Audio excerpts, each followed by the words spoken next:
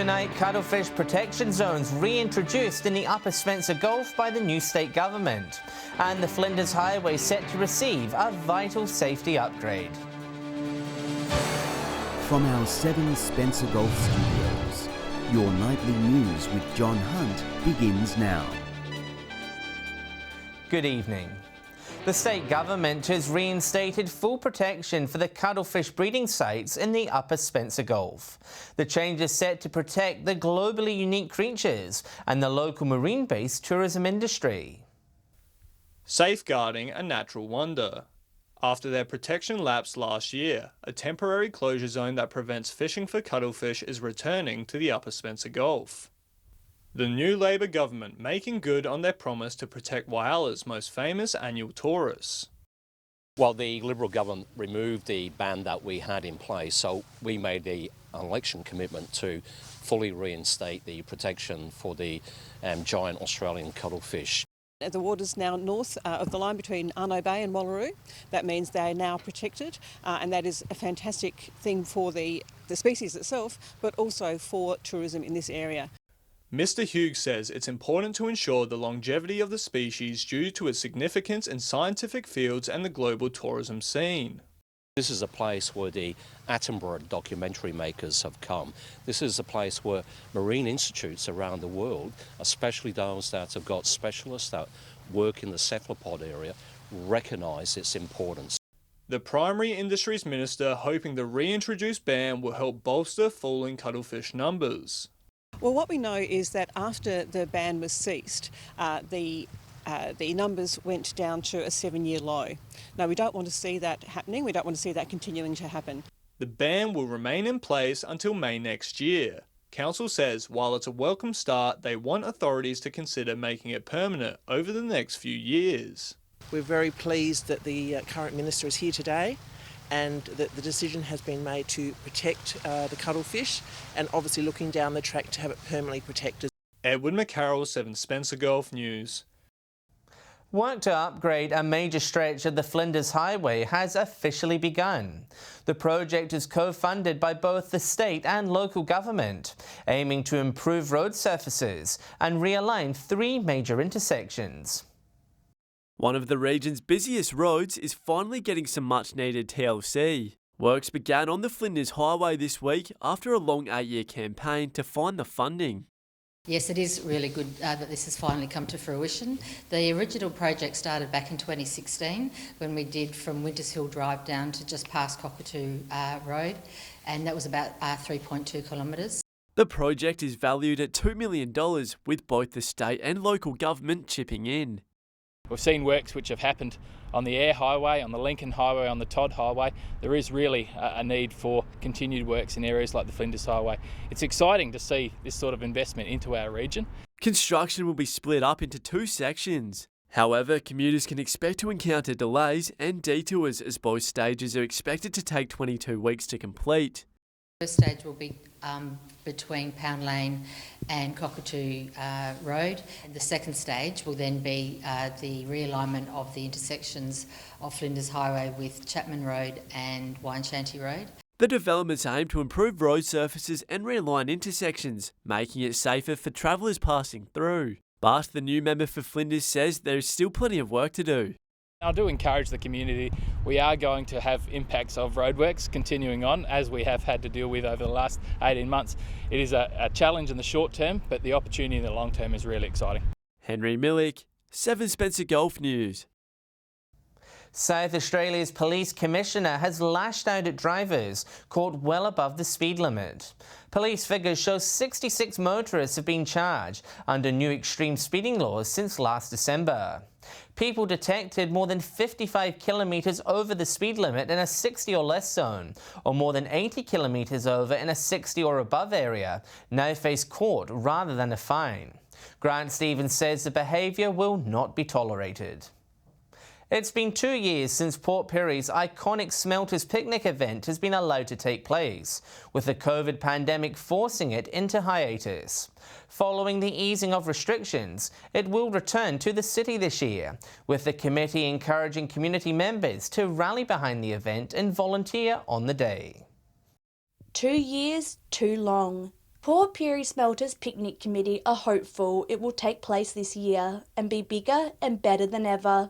The mammoth task of organising it is in desperate need of helping hands to make a big job become smaller. The Smelters Picnic is an icon in Port Pirie. It's been going on for over 117 years. This is the 117th year. We had a couple of years out because of the COVID, but the committee themselves at the moment are looking for volunteers to assist on the day. The picnic was originally organised to provide a day's rest and recreation for employees of the then BHP company's lead smelter and their families. Since then, the iconic day has transformed into a whole new concept, attracting over 80 stalls, entertainment and food for all. Lots of the people my age have seen our kids come through that, seen our grandkids come through it. It's a great day, it's free entry, and what we're looking for is some assistance. The Mayor backing the call out, saying the event doesn't run itself. He's encouraging community members to help out, even if it involves sparing a couple of hours on the day. It's not a time for us to sit back and be an armchair critic. This is a time we want people of Port Pirie to show how proud they are of this Smelters Picnic after it's been running for 117 years. For more information about the picnic and how you can help, visit the Port Pirie Smelters Picnic Facebook page. Annabelle Francis, 7 Spencer Golf News. Still to come tonight, Port Lincoln's SPCA on the hunt for new volunteers for its shelter, and businesses now able to apply for extra funding through a new state government fund.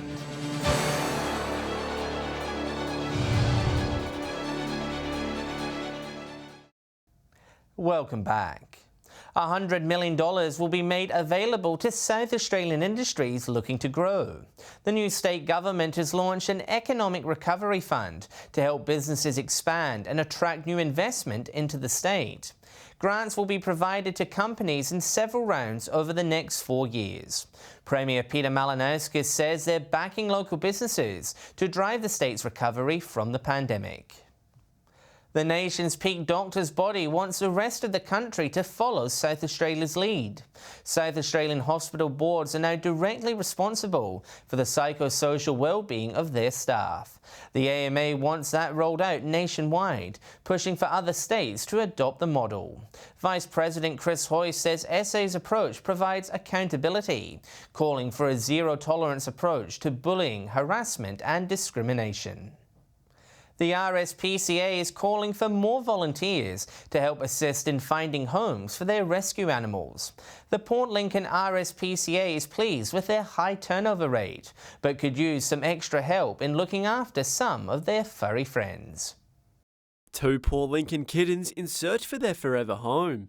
We have Lily, and this one's Coffee. Some of Port Lincoln's cutest friends need your help. SPCA volunteers make a difference each day in helping these 4-legged pets find foster homes. A lot of hard work, but it's really happy. I'm really happy to do it because it's who wouldn't want to work for these little guys. The SPCA is looking for more people to join their ranks and get these animals ready for adoption.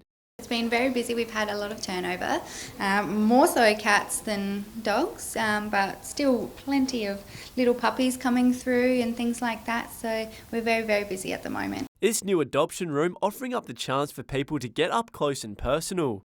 So pretty much whatever cat we get in or kitten, whatever, they will come in and we will health check them, pretty much process them, give them a few days to settle down.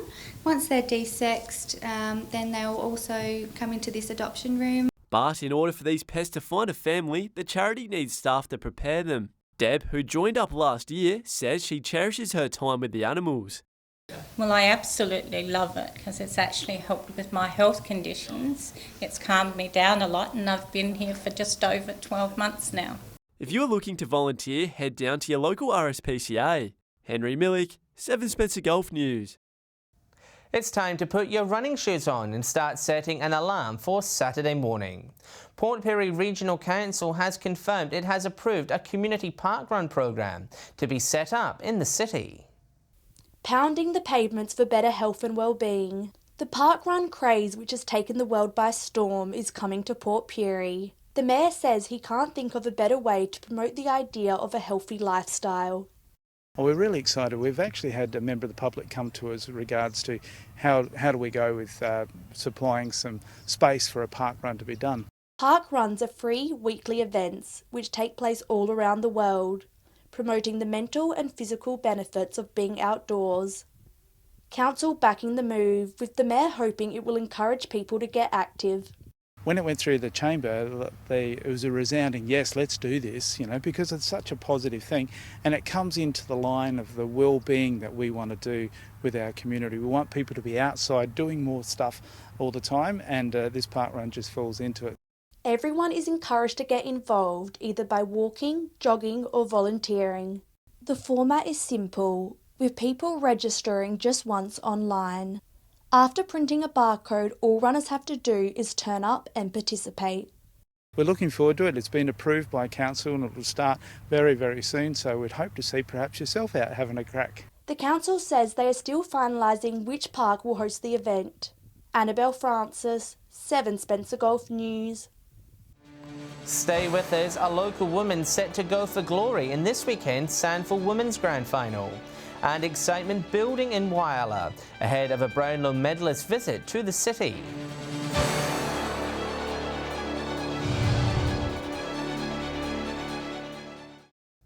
Southern Launch is set to receive another jump start as they approach takeoff. The space exploration company has been awarded almost $1 million in federal funding. It will allow them to design, construct and commission a mobile launch rail that aims to launch heavy space vehicles. The company says the mobile launch project helps deliver on the federal government's commitment to providing world-class facilities in Australia. Another former AFL superstar will go head-to-head with some of the best in our local leagues. Collingwood great Dane Swan will be playing in Whyalla this weekend, with fans hoping to see the former Brownlow medalist put on a show.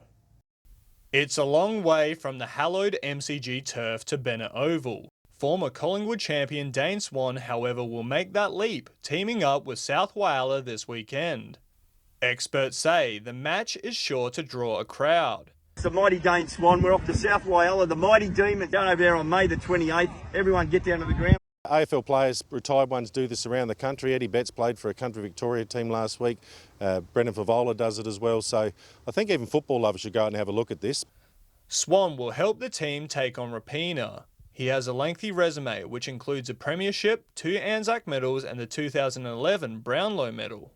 South Whyalla hoping the All-Australian All-Star will be able to boost their team's performance after the Demons were smashed by Centrals last week, going down by 167 points to 0. Don't expect him, of course, to get 50 touches and kick 10 goals. He is still a bit older than most. Swan says his first priority on Saturday will be to find himself a better fitting South Whyalla Guernsey. I tell you what, he looks slim with the old, very super slim Whyalla jumper. That fly's so large, I need an extra large. I can't lift my arms up. After the big game, he will mingle with fans at a sportsman's dinner. The action starts at 9 a.m. with the under-15s, with Swan playing at 2:20 p.m. Edward McCarroll, 7 Spencer Golf News. And this weekend's Sandford Women's Grand Final will have a touch of local talent in it. Whyalla's Hannah Ewings will line up for North Adelaide against Sturt in the decider. The under-18 All-Australian has had a busy final series, collecting 25 touches and 3 goals in the Roosters' second semi-final victory a fortnight ago. She is also expected to be picked up in the upcoming AFLW draft. The grand final begins at the Parade at 2:15 on Sunday afternoon. Stay with us after the break. Our footy experts will preview the upcoming local fixtures. And we'll have that all-important weekend weather forecast with Alex Sykes.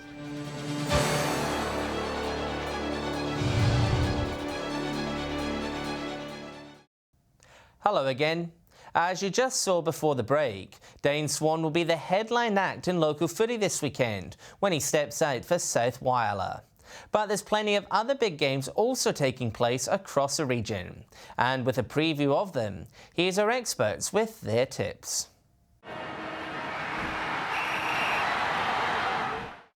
Hello and welcome to round 6 of SGL football. This round sees South taking on Central at Etzer Oval. South will be looking to bounce back after a big loss to the Lions, while Central would have been disappointed going down to Port last round. I'm tipping South. In Pirie, we've got 2 matches, with Port hosting Solies at Port Oval and Lions up against West at Memorial.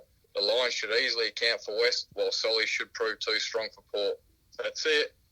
Big round of matches coming up in more than one way mile of football this week. Tonight at Bennett Oval, it's West Whyalla versus North Whyalla. North really need to get a move on if they want to play finals this year. I don't think they'll win. West beat them in round 1 and they should do again. Saturday's game at Memorial Oval, the top 2 teams, Aruna Bay versus Central Whyalla. Clearly the match of the round. Both have got outstanding squads. It'll be close, but I think the Roosters will get across the line. But the big interest to be on Saturday at Bennett Oval, South Whyalla versus Rapina. The 2011 Brownlow medalist Dane Swan will make an appearance for the Demons. Clearly he's going to make some difference, but I just can't see it'll be enough, and I think the Roos will have another win. Welcome to Port Lincoln Footy Tips. We kick things off at Centenary Oval, where Lincoln South are hosting Tasmans. Tasman have been in good form. They're starting to gel really well together, so I'm going to tip them to win this one and win it by 5 goals. In the next game, we've got Mallee Park hosting Bostons. Mallee Park are going to be too strong at home and win this one by a big margin. In the final game, we've got Waybacks hosting Marble Range at Ravendale Oval. Not their usual home ground, but that's where they'll be hosting. I'm tipping Marble Range to win this. They're undefeated. They're looking really, really good. I can't see Waybacks winning, so Marble Range to win this one by 6 goals. Time now to take a look at what's happening in the weather across the Spencer Gulf and Broken Hill this weekend. With all the details on what you can expect, it's good evening for the final time this week to Alex Sykes. Thanks, John, and it's good to see you again this evening. This week, showers will continue through to early next week.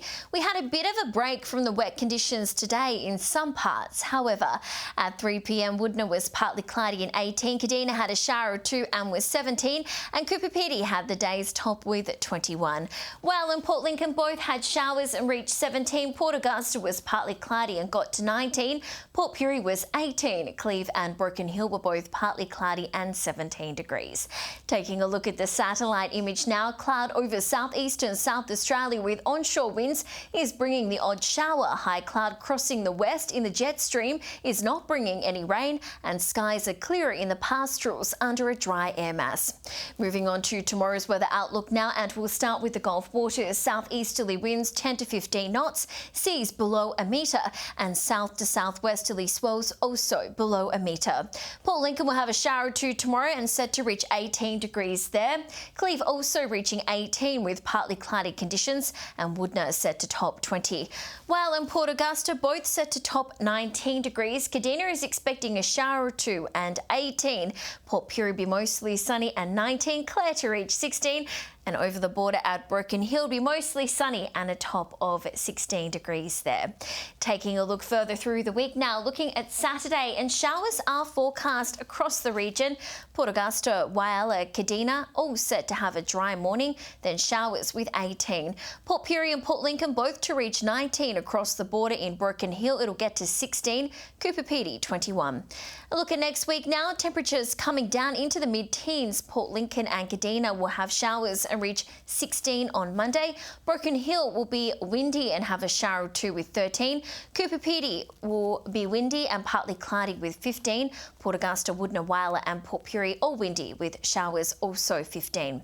And finally to Tuesday, showers continuing in most parts. 17 degrees expected for Port Augusta, Woodna and Port Pirie. Port Lincoln, Whyalla and Kadina all showers and 16, and it'll be partly cloudy in Cooper Pedy and Broken Hill. Let's hope the first day of winter, which is next Wednesday, brings with it some sunshine, John. And that's all the weather from me for tonight. I wish you and everyone a great weekend. It's back to you. Thanks for that, Alex. And that's the local news for tonight and the week. Just a reminder, you can follow us on social media at our Facebook, Twitter and YouTube pages. I'm John Hunt. Thanks for your company. I'll have updates later, and Madeline Kerr will be with you on Monday at 7 p.m. Until then, enjoy your weekend. Good night.